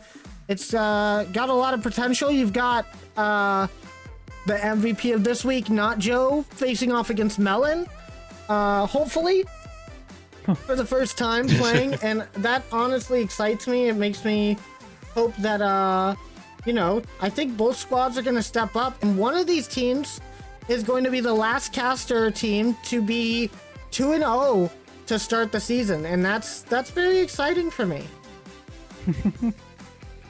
I might be biased, but I got an early prediction for Gentle Paws right there. Just saying.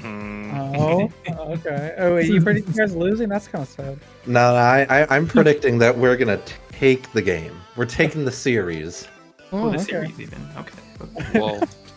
Well, we're gonna get into predictions right now, I'd say. So, obviously, we've got a lot of games to go through, so we're just gonna go through the games one by one, ask everybody who's gonna win and what the series score is.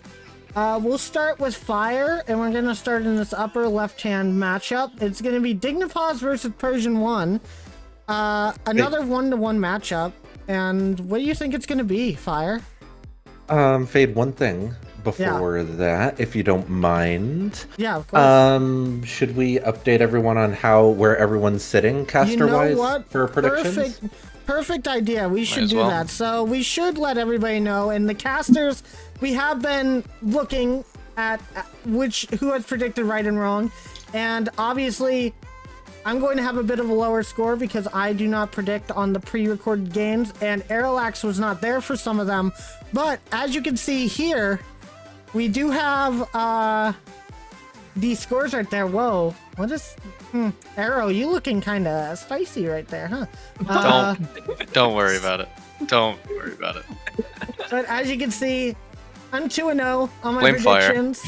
Docky is 2-3 as well as Fire, and Arrow is 1-2. So all I'm gonna say is that I have a 100% rate on predictions right now, chat. He knows the script. Goated caster. Well, I don't predict on the ones that I know. That's the thing. I only predicted on the ones I didn't know, and I got them both right. So I know ball confirmed. So if you guys know, sample sizes are a thing, and the sample sizes are still super low. So I think that's the primary reason why Fade is currently ahead of everyone else, personally. But yeah, I think I got a couple of spicy ones in the bag here. So Before we get to that, I have to ask, Arrow, can you ever make a picture of me looking like Docky? Because I like that picture. That's like quintessential me after work. Like, Why did you? I just noticed that. I do what just I have. It's perfect. Why is that the one you picked?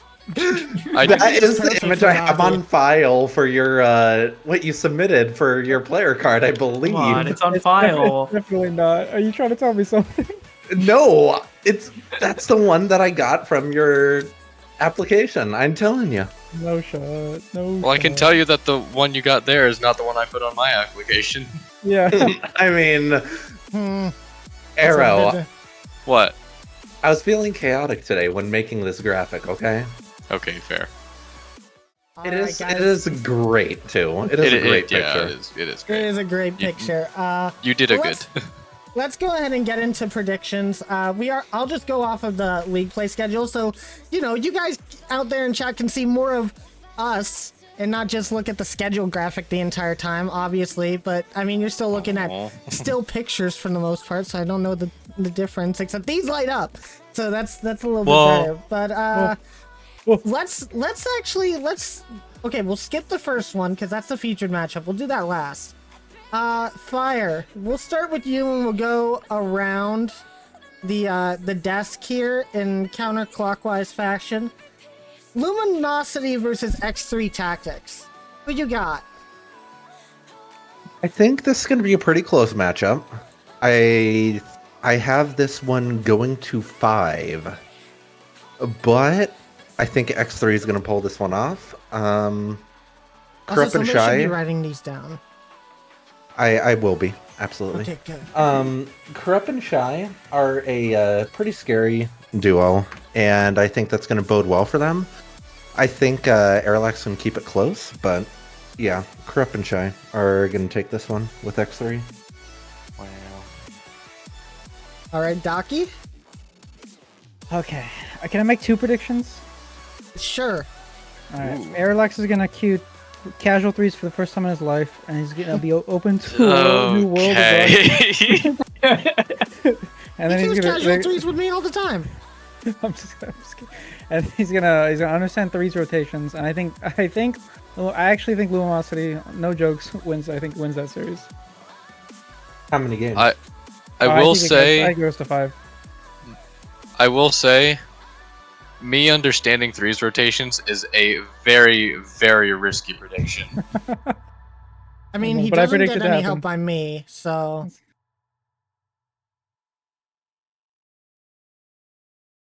All right, Static. I don't think Airlax can make a selection for this one, but Yeah. That's fair. But yeah, Static, what you got? So by all means, it would make sense to pick X3 because they have just come off a really good 3-0 result. They got a really good duo in Corrupt and Shy. Aerolax only has 4 days to learn threes rotations. It's just Bruh. all signs are really pointing to X3 taking this one. But I am not going to do that. I'm going to take Lumosity because I believe in them. From what I've seen, I think they will really gel this week. They're going to have a really good result, and it's going to be a thriller in a 3-2 for Lumosity. Well, we gotta skip Arrow because obviously we know where he would be at this one. Yeah, I obviously. think. Oh, can I predict my own Caster series? Yeah. You know what? You can. Okay. Because I want to see. I want to see what. But you I pick. don't get to. Come on, man. Nah. Wow. You have too much. I don't bias. have a record. Too much bias. I will say, you all bring up some valid points.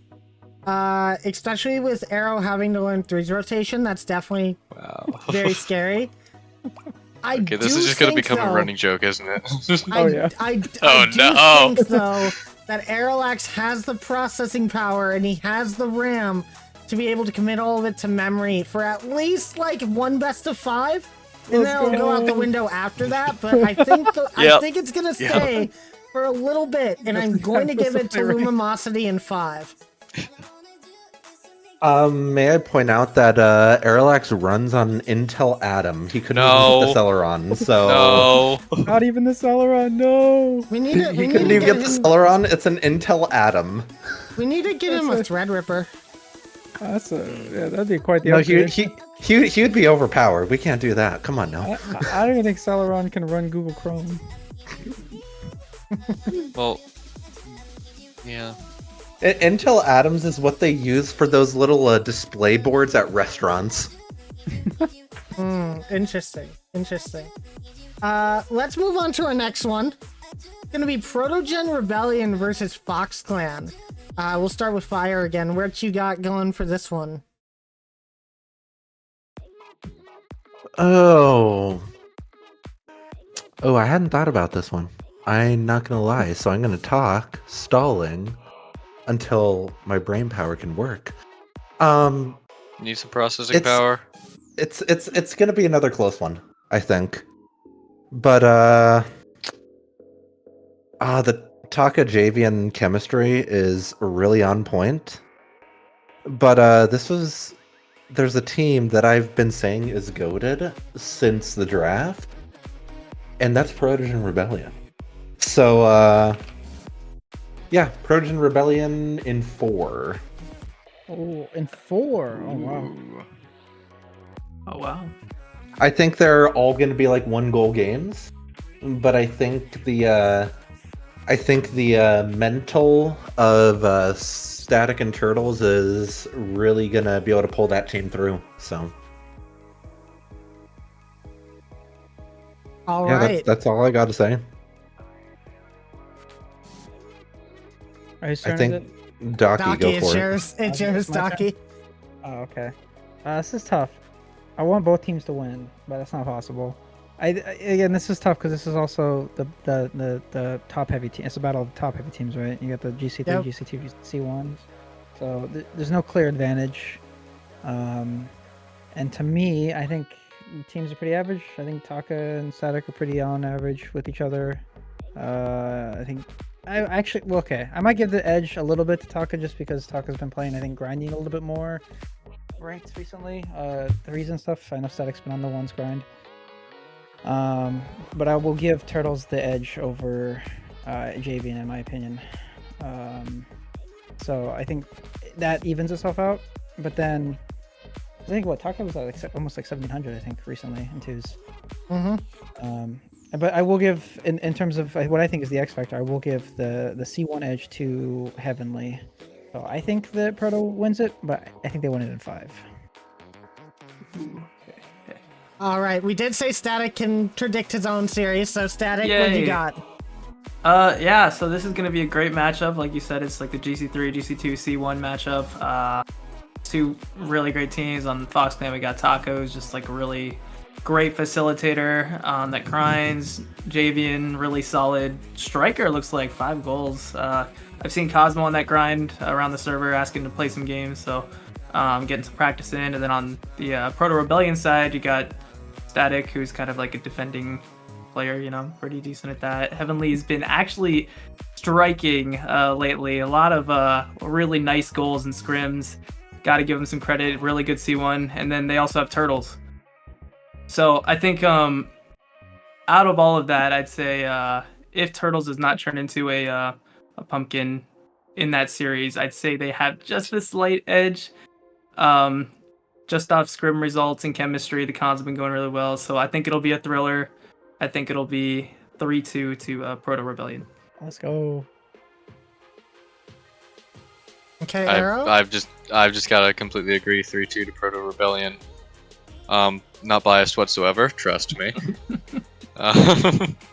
No, but like, I know I keep mentioning whenever they come up that like the chemistry between Taka and Jay is definitely a force to be reckoned with, but personally, I feel like sometimes that chemistry can be a detriment to the team because it can just leave the third just kind of just out of position really. Whereas I feel like with how Static and Turtles play, like it's a little bit more laid back, it's a little bit more chill, and I feel it's just, I guess, more inclusive is the word. It's not exactly the word that I want to use, but like we've established what kind of processor I work on. So, but yeah, like I just feel like the team chemistry as a whole favors Protogen Rebellion just that little bit more. So I'm gonna say 3-2 to Protogen Rebellion. So do we have 4 for Protogen Rebellion right now, correct? Yep. You know what to do. So, All right. Well, You know what to do. Let me get in the right headspace here for my prediction. Ooh. Now, I did say that Protogen Rebellion is in my top 3 teams that look good going into this week. But let me tell you about my teammate, Taka, on Here Fox he Clan, goes. running it back. This Oh, time boy. he's with Javian. The man can shoot on net from wherever on the field.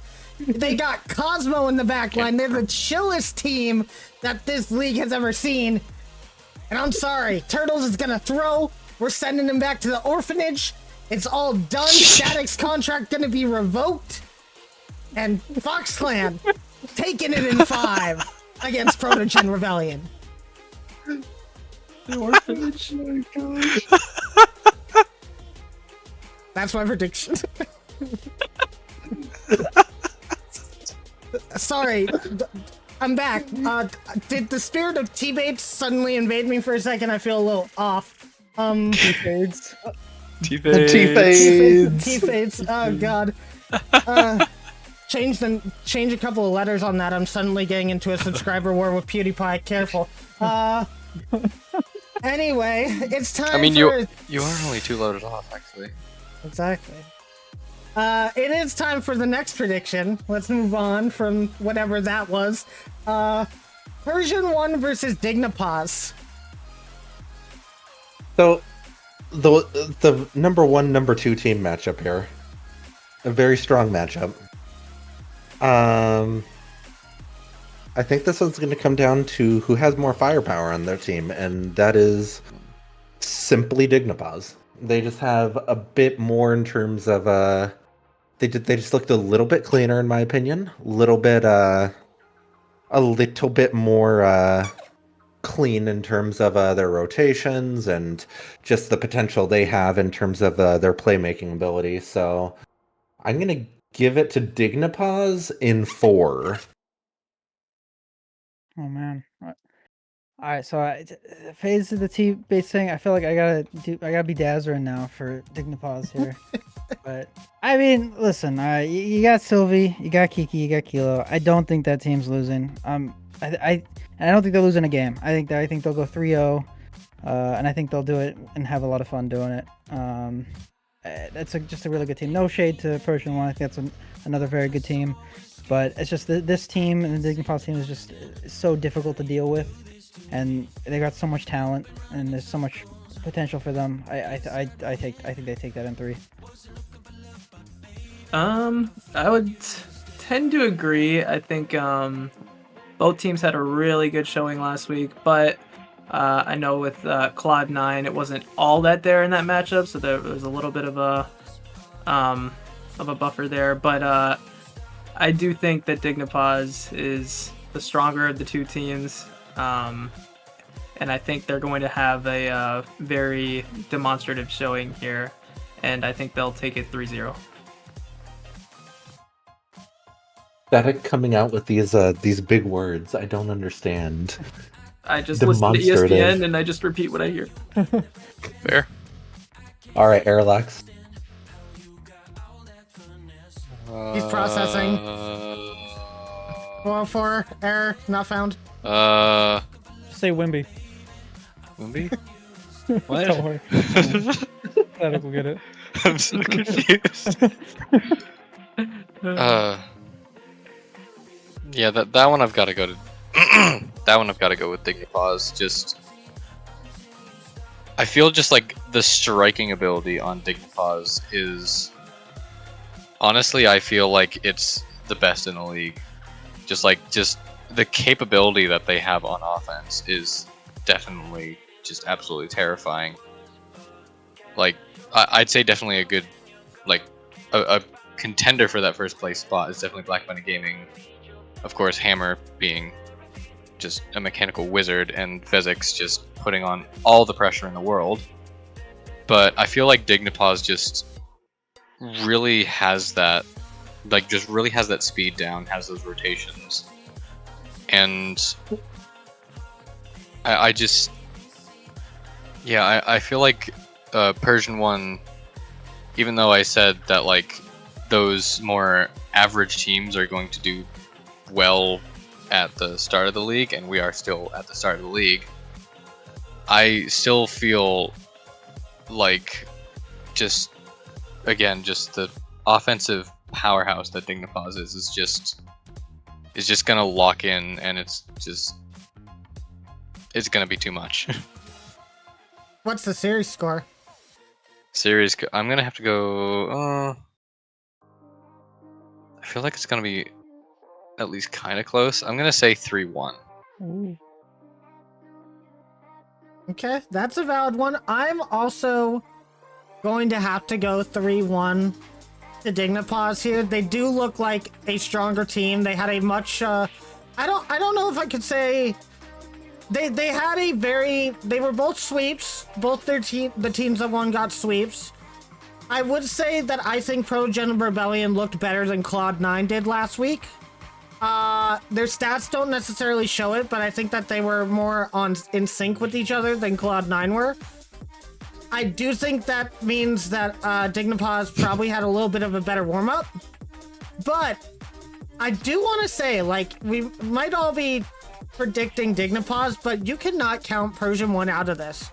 I'm predicting it 3-1. I would not be surprised if it goes to Game 5, or if, Persian 1 pops off and wins it. But I do think that if it does end up being a loss for them, I think that we then want to see how they react to it and what the mental looks like going forward, dealing with that. I think that's a good test for the team. And I'm excited to see what comes from it. But I think either team could really take it, honestly. But yeah, no, Dignipause 3-1. Next, do we have to do this next one? Yes, we do. Fade. Yeah, let's do it. I don't know if I want to. You're not allowed to predict either, Fade. I'm not since allowed Arrow to wasn't predict. Okay, that's Arrow fine. wasn't allowed to predict on his own match, so That's you're not fair. allowed to predict on this one. Well, up next is Twisted Tales and Cloud9. I will go ahead and go and cry in a corner. So here's the thing. I think this match is going to be an entertaining one, to say the least. And I'm very... my prediction is that in Game 3, it's going to be a really close match. But Fade is going to have a signature own goal in the final second to secure the Twisted Tales sweep. 3-0 Twisted Tales. Oh my god. Wow. Yeah, I mean, I put them pretty high. I think they're gonna have a really good bounce back. I have to apologize, Fade. I do see them winning Twisted Tales, but I see it being really close. I see them winning in 5. I think it could go either way. But I think if that team builds off of the momentum, they did lose, I think, in week 1. which honestly that shouldn't weigh heavily on them because I think they outperformed everyone's expectations. They might not have outperformed their own expectations, but I think they played really, really well. And if they can carry that, I think going forward they can build off of it. And I think that's going to be difficult to face with. I see it going to 5. I think Cloud9 will play really, really well. I don't think they'll play poorly, but I just think they might not quite have that edge. And I can't vote against Joshy in those kind of one goal to win scenarios. So I give it to Twisted Tales in 5. Yeah, I think it's only up from here for Cloud9. I think they've I still do believe in the potential of that roster, and I think they'll impress some people. I do think we have our entertainment team in Twisted Tales. I think every week they're going to be the team that you want to watch. They're going to make everything interesting, even if maybe they don't have to. I think this is going to go 5 games. Twisted Tales favor, probably an OT again. I think Bax is going to be on that grind with the, I believe he was given a training regimen from Joshy. I kind of want to see how that works out. So I think with Joshy at the lead, this is going to be some very entertaining Rocket League, and they'll take it in 5.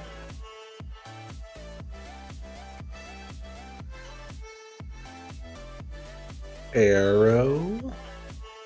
Processing. I'm thinking.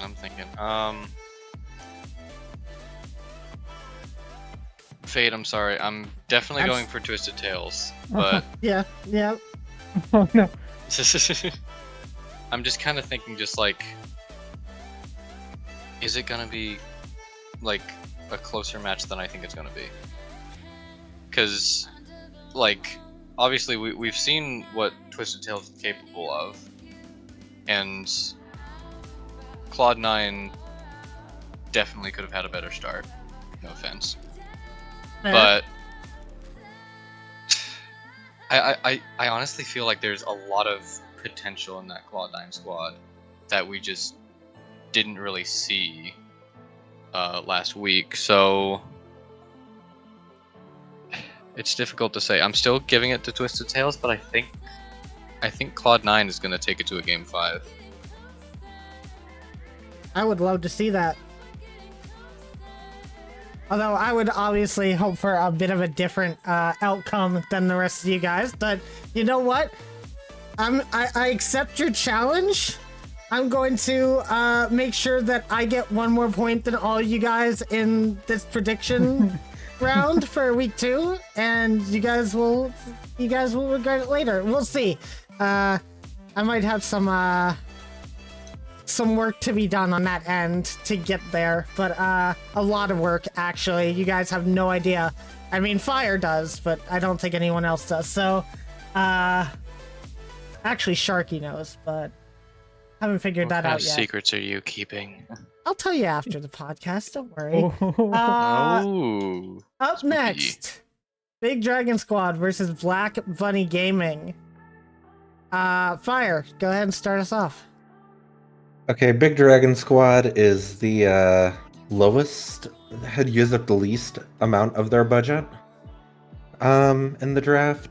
They've also been working through these last-second roster changes, and I think it's just going to take them a bit longer to... It's just going to take them a bit longer to really find their footing, I think. I don't think that this is going to be quite their week for that, but I do think they have some good things down the line for them later on in the season. But unfortunately for them, I see this one going 3-0 in Black Bunny's favor. Black Bunny played really, really well last week. Well, last year as well. True. Yeah, last year too. But yeah, they played really well. They're just really disruptive, and especially with Vezix, Causing I feel like against GC2s and under, that demo-heavy playstyle has a lot better chance to be just like even more effective rather than against like an SSL. And I mean, Big Dragon has all their players GC2 and under, so yeah, this is going to be a rough one for them this week, I think. Not to say that they're a bad team or anything, because I think they'll find their footing eventually, but Yeah, Black Bunny in 3. Oh, yeah. I mean, I think we talked about a little bit week 1. It's just I think I need to see more from that BDS team. I haven't been able to see. Or I technically haven't been able to see the full roster play at all yet, since they had to sub out week 1, and obviously changes and whatnot. So it's hard to predict in favor of them. I just really don't know how they're gonna play. And we did see Black Bunny play, and they played really, really well. So I can't. Obviously, I don't feel like I can go any other way. I mean, I could see it being closer, I think, than a 3-0, but I'm gonna have to say a 3-1 for Black Bunny. Who was the sub for Black Bunny? Infernal. That was Or sorry, not Infernal. Black Bunny. BDS. Yeah, Infernal. Yeah. Okay, gotcha. Okay. Well, yeah, I think that there is some roster changes going on with that team. With I know they started out with Yuki and then they had a sub this week, so they still could probably have to find their footing as a team. That being said, I really do believe in Meezer from just those combine matches. Really, really solid player, and I think he'll show some really impressive gameplay. That being said, I think it's going to be on those 2 GC2s to really make life difficult for Hammer and not hesitate whatsoever, or they're going to have some big problems. But yeah, I do think that BBG has the ice winning that Game 5 OT, and I think they'll continue that and have a really good showing. I think Vezix will get 15 demos, Ooh, half of the that's a good prediction, but in 4 games to BBG. All right. I am going to be completely honest. I have not yet been able to see the match that Big Dragon Squad was in because I was practicing with my team before my match. But it's difficult because I've heard from a lot of people going into week 1 that X3 Tactics was definitely a very difficult team to go up against. And while that was definitely shown as X3 Tactics took that in 3, Big Dragon Squad was actually keeping it fairly close. So again, I can't really say for certain because I haven't watched back the series. I'm probably gonna watch it back like soon, maybe tomorrow or something, and I might regret my decision here. But I'm gonna have to give the edge to them, honestly. Ooh. Game 5. Nice. Cool. So this is a tough one. I will let you guys know. I believe that so from what I had heard, there might no confirmation yet, but there might be a sub for Black Bunny coming in. Ooh. Oh. Not necessarily sure. Not sure who it will be. Not sure who it's replacing, although I think I know who it's replacing. Even with that. Oh, I mean, Vezix says I can just confirm or deny it right now. Wait. And we're saying wait, so I don't know. So I don't know. Either way, I'm just gonna go ahead and give my prediction. I think even if there's a sub, I think that Hammer is so solid. I think that it's gonna work out for them. I think that they take it in 5. I think that we start seeing a ramp up from Big Dragon Squad with the full roster actually playing. I really want to see how they do. But because I haven't seen that yet, I don't really have a baseline at where to put them. And Black Bunny Gaming just looks so good. Oh, they said it. Oh, yeah, Hammer said it. Factual is coming in for Sam because of scheduling. So, interesting. I do think Factual will fit in well on that squad. I do think that losing the ice of Sam might be a little bit, but we all know that Factual has some ice of his own and can really put the shots on where it counts. And I think that will be instrumental in allowing Black Bunny to win. Honestly, that kind of changes my prediction a little bit. I was going to say 5. I'm going to say 4. I think I think Big Dragon Squad has what it takes, but I think they're gonna need a little bit more practice with the full squad. And especially with Meezer coming in, as this is gonna be his first league game, there's gonna be some sort of nerves. I can almost guarantee that. So I'll give him one game, but I gotta give it to BBG.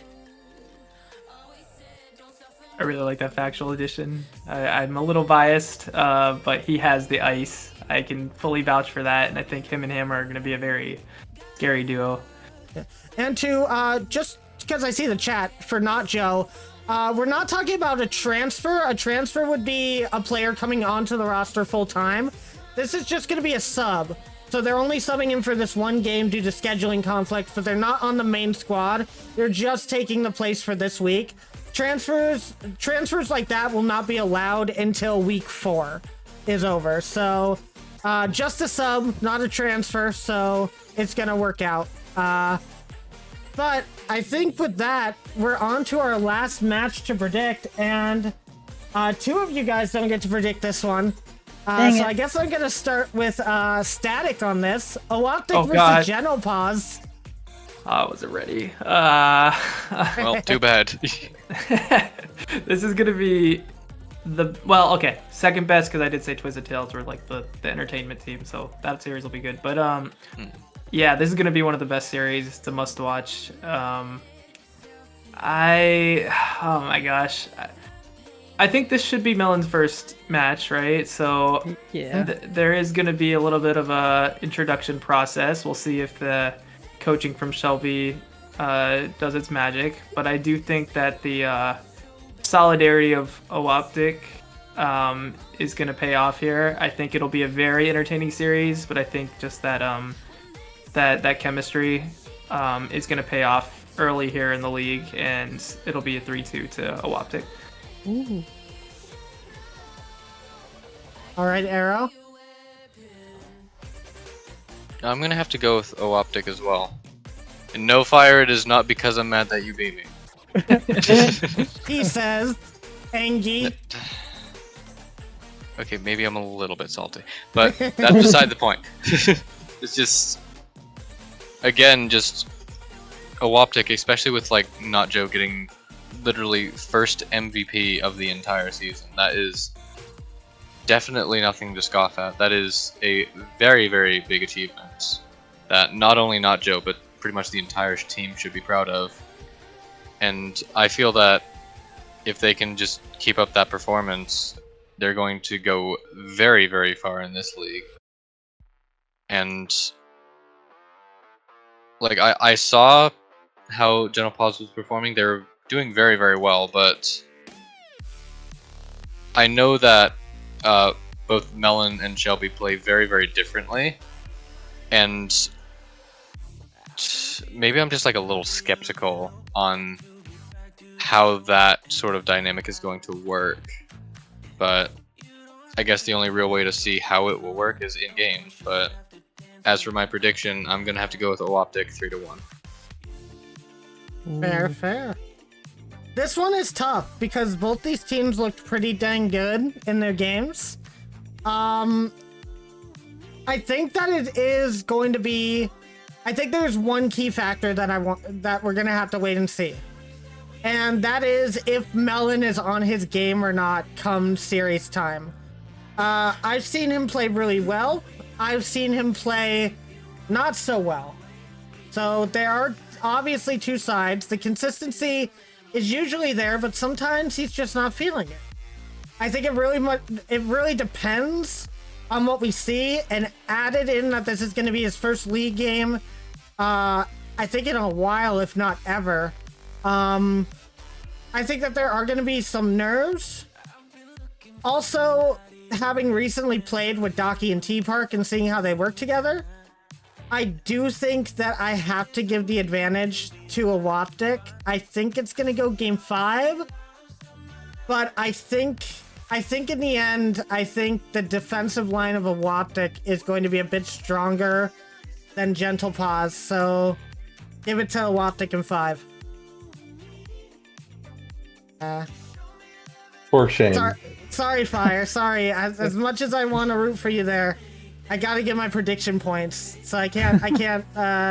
At the same time, I mean, this is technically desk cursing, right? So. Yeah, I was gonna say, you guys cursed me. No. So Yeah. maybe. I mean, we all know that we can pull off caster curse individually. Can we pull off a desk curse with 2 of our desk members not even getting to predict? We'll see. But that Find is out. going to be it for tonight, guys. We did run a little bit over, but not by much, so that's actually pretty good. I'll give the rest of the normal desk a chance for any final thoughts, and then before we go, we'll let Static get a shout out of his own, being the guest of the day. But for my normal desk members, any final thoughts before we wrap up? Docky, do you have anything? Oh, sorry. I mean, like I said, week 1 was exciting, and I think that we talked about it. The series is really close. We did have some sweeps. I think that gap will continue to close, and week by week, I mean, anyone can win any of these matches. I don't think anyone has a clear advantage, so it's only going to get more exciting as these weeks go on. So get ready for, fantastic league matches. Whoever wants to go next. I I mean, week 1 was fun. I think week 2 is going to be even better. Like, I think we're not going to have quite as many sweeps as teams really find their footing a little bit more. And I think the games are just going to be more and more competitive from here on out. So I think we got a lot to be excited for. Go Gentle Paws. Anything for you, Arrow? I mean, kind of just agreeing with everyone else. Really, just like I feel like as the season goes on, just these teams are